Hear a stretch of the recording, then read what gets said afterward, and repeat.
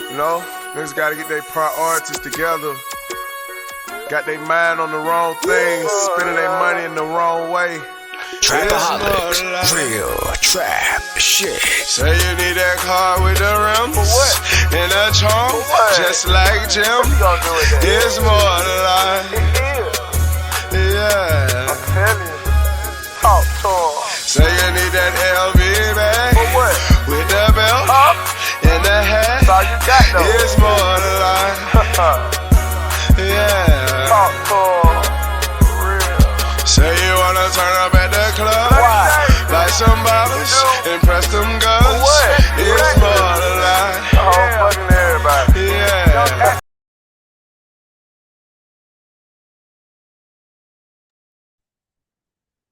Good evening, everyone, and welcome to Saints and Appetizers podcast. And who dat? And we are back. We are back with some more main course.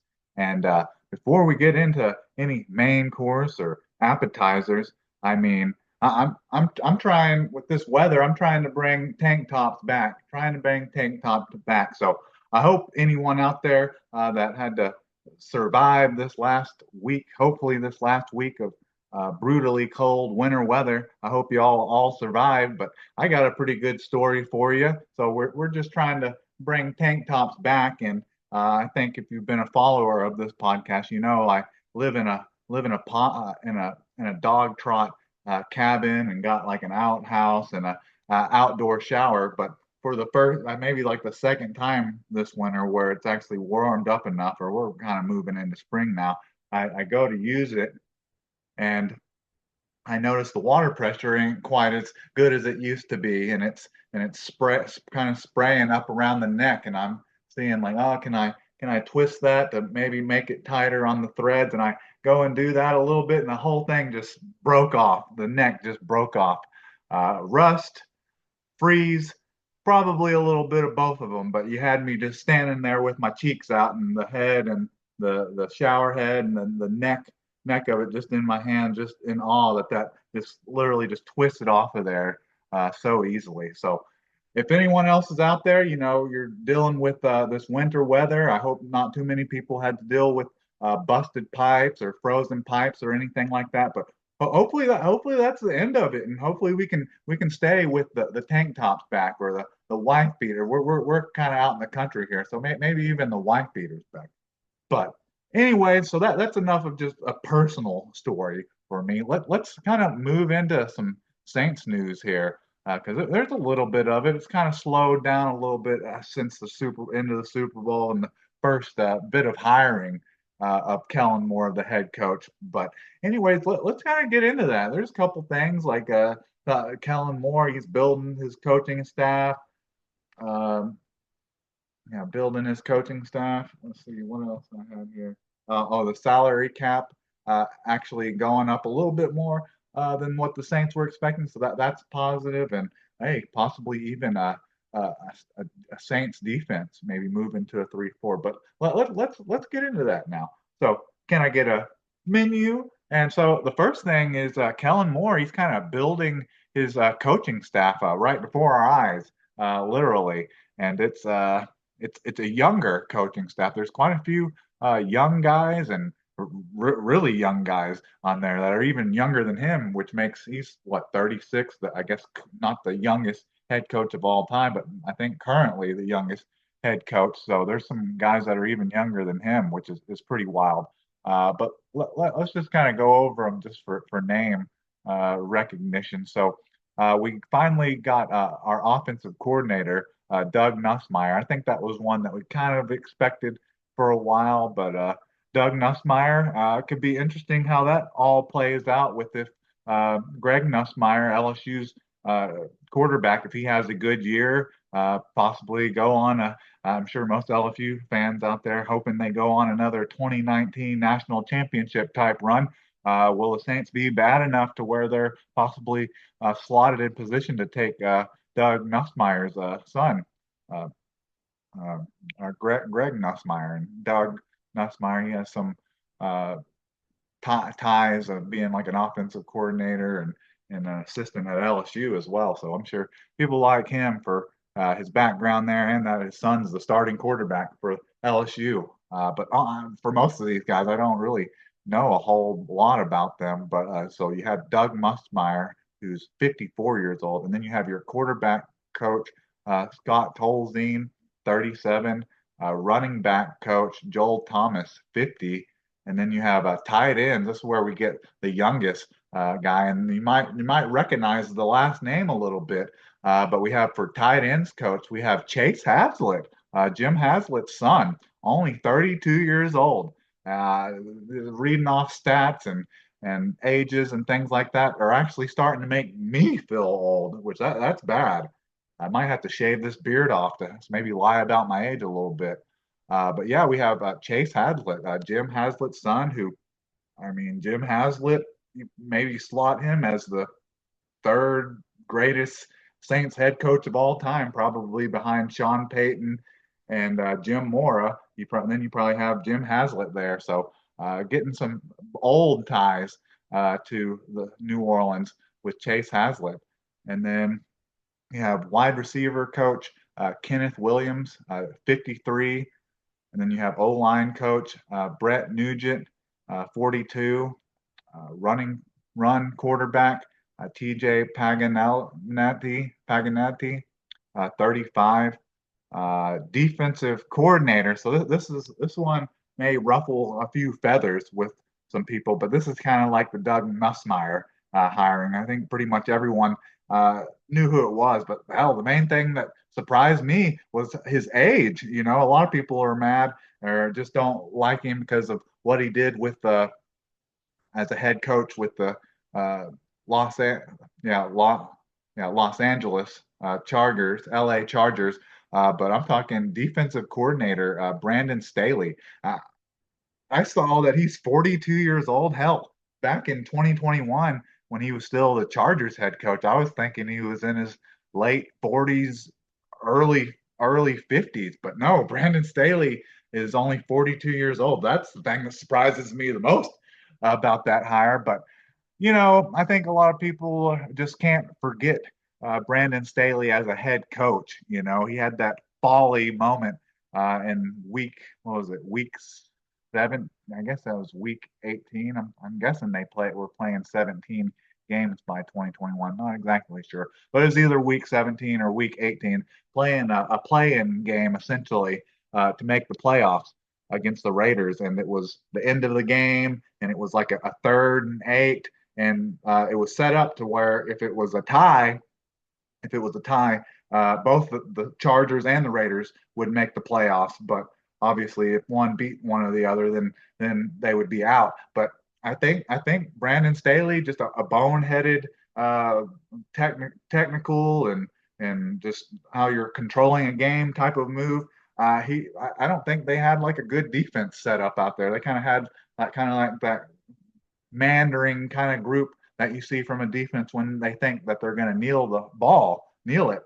And I think he thought they were just going to let the time run out and just guarantee a playoff spot for both teams. But instead, they run it for Austin Eckler, and Austin Eckler picks up like 8-9 yards to get the first down they need. And then I still think they weren't using their timeouts on the previous play, and then they weren't really using their timeouts after this. They thought they were just going to let the clock run down, and then the Raiders run their kicker out there and they kick a field goal and to win the game.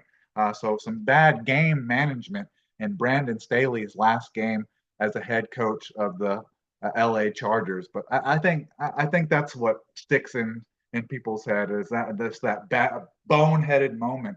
But let's see. But that's something I was wanting to highlight. You know, Brandon Staley, he was maybe not a great head coach, but Dennis Allen wasn't a great head coach. What was it? Vic Fangio, the great defensive coordinator that had such a good, was it a great defensive game? I'm trying to think. Vic, yeah. I'm gonna make sure I got the right coach for LA.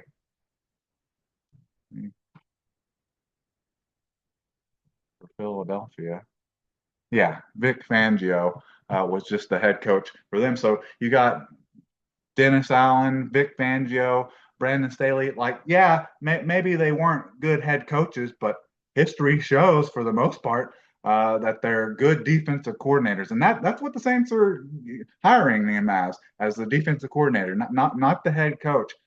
Because Brandon Staley, I think in 2018, the season that the Saints ended up playing the Rams in the NFC Championship game, Brandon Staley had that defense ranked like number one.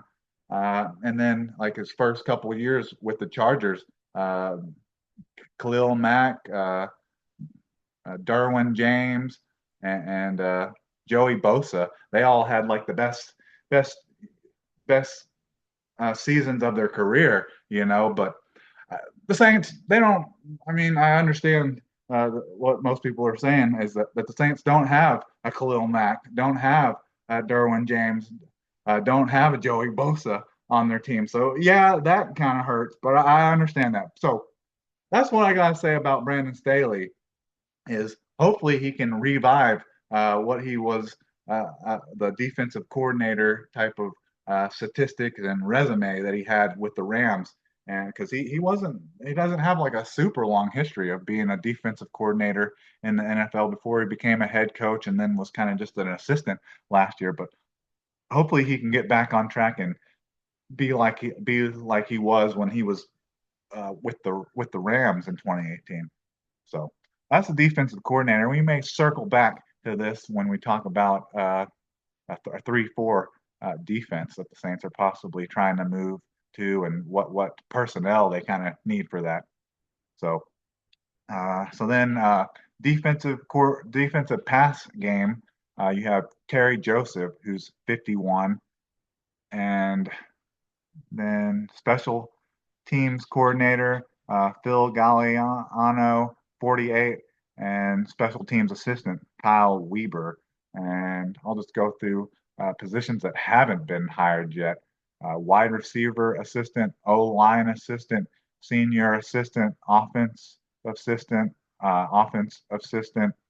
D-line coach, pass rush coach, linebacker coach, cornerback coach, senior assistant, and defensive assistant. So, I mean, there's still a lot of spots on the staff to be filled, but your main ones have been filled. And Kellen Moore, you're obviously your head coach, but your offensive coordinator and your defensive coordinator have both been hired. So really, they're just kind of filling in the rest of Kellen Moore's staff at this point. But my initial opinion about it, because I'm kind of stepping back and saying I don't really know a whole lot about any of these guys. I've heard of Doug Musmeyer.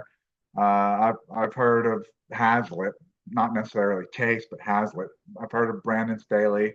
I've heard of, and this really comes as I've just heard of the name Terry Joseph. He was like a coordinator for the uh, Texas Longhorns in college, but don't really know anything about him. But for the most part, that's kind of just all I know about it is the names, what position they're at, and the age. But coming back to the age part, I like it. I like that it's a good young staff. The average age now is just 43, but you got all these young and up and coming head coaches, and you hope if not head coaches, but young and up and coming coaches, but you hope you find a diamond in the rough without all these young guys, and hopefully one of these guys blossoms into the next big thing of young head coaches or offensive minds or defensive minds, and maybe you can promote uh, one of these guys to a bigger position or uh, have some defensive assistant unseat Brandon Staley if you hate him that much, even though he's only 42. I mean, he could have very well grown since his time with the Chargers and the 49ers. He could have learned more and become a better coach for all we know, because I mean, he's only 42. But I like it. I like it. That's kind of the whole NFL's thing. It's the new kid on the block, the young and up and comer with potential. Like that's what you want. You don't want a bunch of old guys coaching these 21, 23-year-old guys. You want people that can connect with them, that hell, just maybe 5, 10 years ago, hell, they were in college. So I like it. I like it, and I hope they continue to that in that direction of young and but you also have to mix in some veterans in there too. But I like it, and maybe hopefully this kind of fingers crossed. Hopefully they'll maybe sign someone I know, maybe a even more familiar name. But if we have to go back to kind of Sean Payton's regime or Sean Payton coaching tree, I guess I'd be a little against it. But that'd probably be more than likely the only way I'd recognize the name. So that's the coaching staff, Kellen Moore's coaching staff. I think it's coming along quite a lot nicely, actually. So we talked about Kellen Moore and him creating the coaching staff. So this is another important bit of information or bit of news, I guess, for Kellen Moore, and possibly if or what, more like if he can do anything or do anything in free agency. But it definitely helps. If nothing else, it helps Mickey Loomis. Mickey Loomis be able to basically get under the cap with his eyes closed because the estimated cap, uh, salary cap for the Saints was expecting kind of them to be 60 million over, which really, I mean, I could just laugh at that and laugh in the face of 60 million over because they were like 80 million over last year, and then they were 100 million over the year before that. So it was estimated 60 million, which really that ain't nothing. But then the NFL salary cap ended up going up about 10, 15 more than they expected. So it's in the range now. It's the actual salary cap is in the range of 277.5 million to 281.5 million. So the actual like approximate salary cap for the Saints is only 40.2 million. So that's nothing. That's nothing. Like I know it's still to the point uh, where they can't go out there and sign the hottest free agent on the market, the hottest and highest prized offensive lineman or highest prized edge rusher in free agency. Obviously, they can't go out there and sign one of those guys to $100 million contract. But this may help benefit the Saints for 2026 is what it's looking like more than anything. So this is something.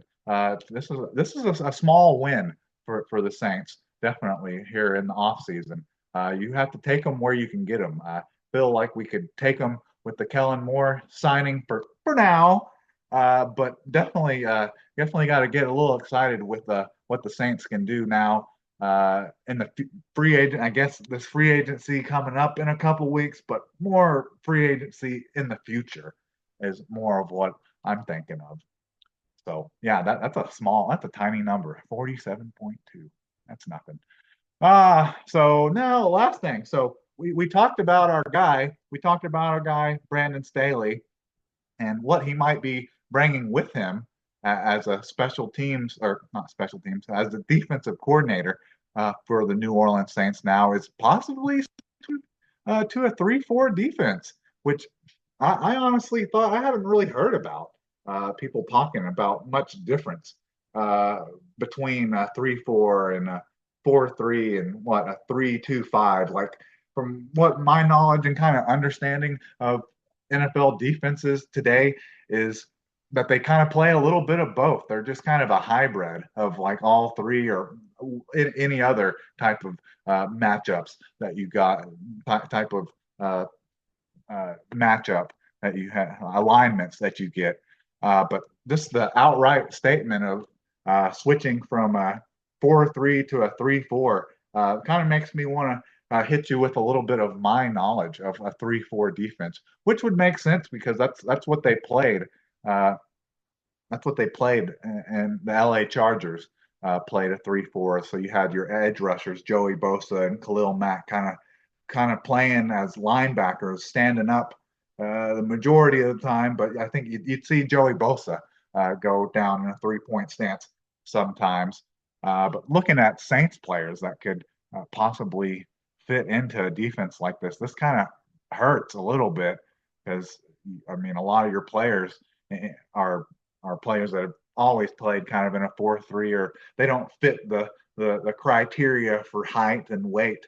But with the 3-4 defense, kind of the difference in the D line, you start out with the D line, you just have three down linemen. Usually your defensive ends are a little bit bigger than defensive ends in a 4-3. You know, 4-3 defensive ends a little more athletic and a little bit more of like what you kind of think of just like as an edge rusher and don't have to be quite as good as at stopping the run. But that's kind of what you need from a 3-4 defensive end is just guys from like the range of like 6'3", 6'7" to like 270 and to 270 to like even 300 pounds for your defensive end, and they just have to keep containment in the run game and stop the run more than anything. And that's not really the main thing that they're trying to do is like, yeah, it's great if they get to the quarterback, but they're not necessarily a pass rusher, which that could actually be beneficial to some of these players on the Saints current roster. Like Cam Jordan kind of already plays that position. Doesn't have much pass rush potential anymore, but he could be a good defensive end run stopper, even in a 3-4 defense because he's 6'4", 287. You know, the only knocks against him is really that he's 35 years old and a 14-year veteran, but he doesn't really get to the quarterback all that much anymore. But you don't. That's not the primary need of a defensive end in a 3-4 defense. And then you got guys that kind of fit the height and size, but you really haven't seen them do too much yet. Everyone loves Isaiah Foskey. He's 6'5", 270, so he fits the mold that you'd like, but don't really know. Hadn't seen anything out of Foskey. Don't know what you have necessarily there. And then possibly your best defensive end on your current 4-3 defense is Carl Granderson, but he's 6'5", but he's a little light in the pants, a little light in the ass at only 261.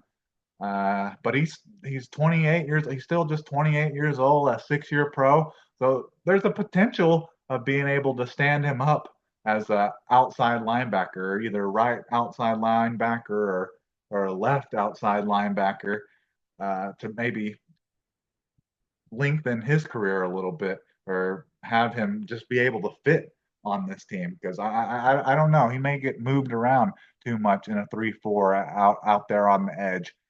So that's some players there. Let's see.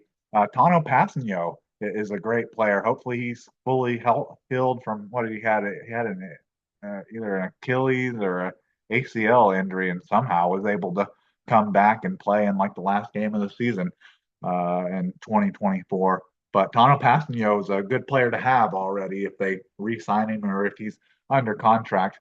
But he's a defensive end.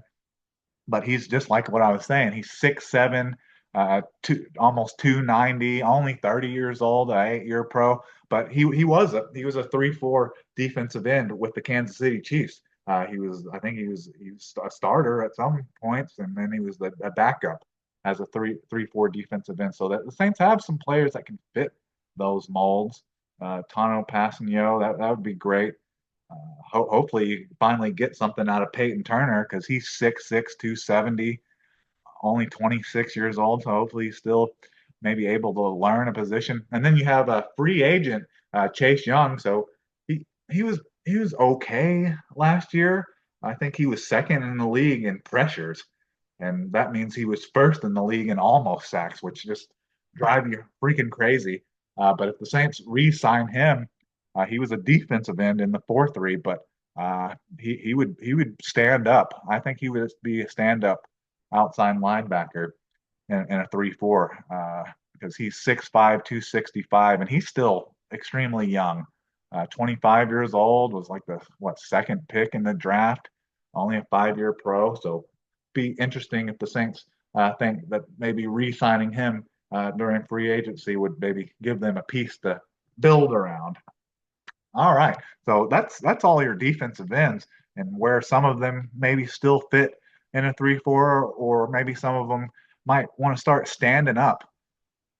Now then, to the defensive tackles, and this is a good one that they already have on their team. They drafted a rookie last year, Christian Boyd, defensive tackle, and he's 6'2" and 320 pounds, and he's a nose tackle, a little short, but that's not really a big issue for a nose tackle. You just want someone that just take up a bunch of space. So Christian Boyd is maybe an option there.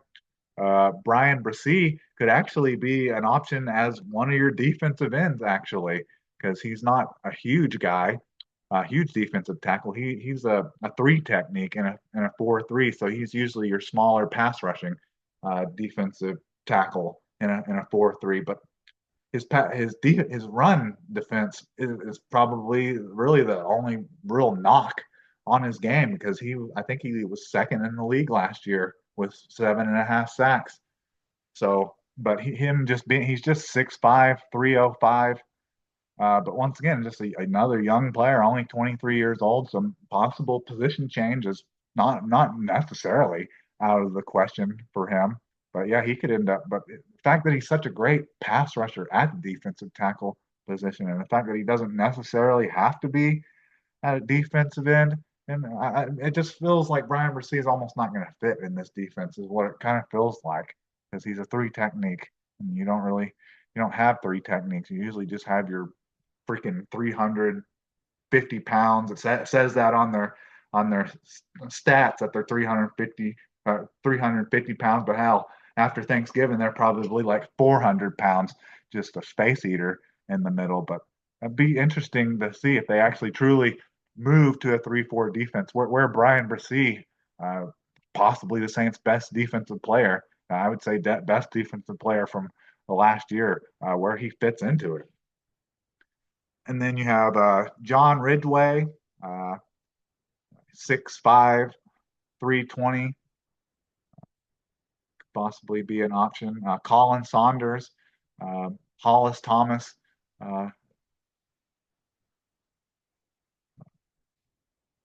Hollis Thomas Dopplerganger, who he's 6 foot, 324, and he's only 28 and a 6-year pro. But him being he's just in looks alone, especially before he changed his number from 99 to 50. He was definitely he was Hollis Thomas Dopplerganger, but don't think he's as good as Hollis Thomas as just being a nose tackle and being a run stopper. But I don't see any other position for Colin Saunders. But yeah, if he could be a nose tackle and be good as Hollis Thomas, that's that position that would help out a lot. And then you just have Nathan Shepard, defensive tackle, 6'4", 315. So it just kind of just doesn't fit into the defense. All right, so that's defensive tackles, and really, finally, the only thing that really changes if you switch to a 3-4 is your linebackers. So you have Demario Davis. He's probably just going to stay as the inside linebacker. Willie Gay Jr. He probably just stay as a backup. You can, in a 3-4, you're going to have two middle linebackers and two outside linebackers that are just pass rushers, edge rushers, for the most part. So, on some plays they'll drop back in like a zone coverage. Afrani Orji, he'd probably stay more as like a inside linebacker. Nephi Sewell, another just probably just stay kind of at the inside linebacker position. And Isaiah Stelberg, inside linebacker, and then Pete Warner, probably stay. That would be your starter. Your two starters at the inside would probably be Demario Davis and Pete Warner, and then if they re-sign Willie Gay, that would be your backup for those two. But just named off all the linebackers currently on the roster, or were on the roster at the end of last year. Like, none of those guys are like true stand-up outside edge rushing linebackers. Like, that's not what they are. The only players that you have really close to being that could maybe make a transition to that is Chase Young and Carl Granderson. Like that's it. So they have to find themselves something. Free agency. They're not down bad as they were in free agency. So maybe some bargain bin veteran for that, and then someone in the top 3 rounds of the draft. They're gonna have to be able to get after the quarterback somehow. But that's your possible switch to a 3-4. I think hopefully Brandon Staley, just like I was talking about earlier, hopefully it's true. It holds true that if you're a great coordinator, defensive or offensive, doesn't necessarily mean you're going to be a great head coach, i.e., Vance Joseph or Vic Fangio and Dennis Allen.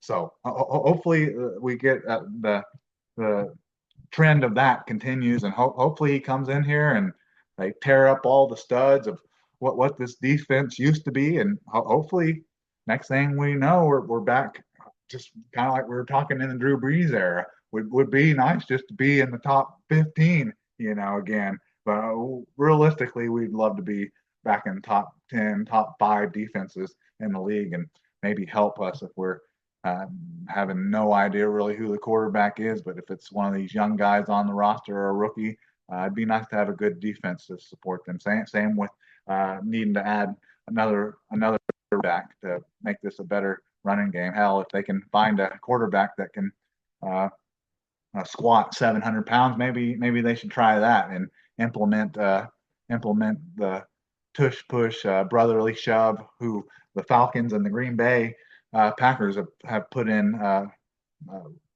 statements or requests to possibly get that play banned. But hopefully that doesn't come true, because hell, the Saints with Kellen Moore and him being the actual play caller, it's not even going to be Doug Nussmeier. Doug Nussmeier anyways. But hopefully the Saints can implement something like that, either with Taysom Hill or Cam Scatterboo. So we don't want that. Especially, we don't want something positive to happen, or something that the Falcons want to come true. But anyways, I think that's about all I have for you. So who dat? And can I get a check, please?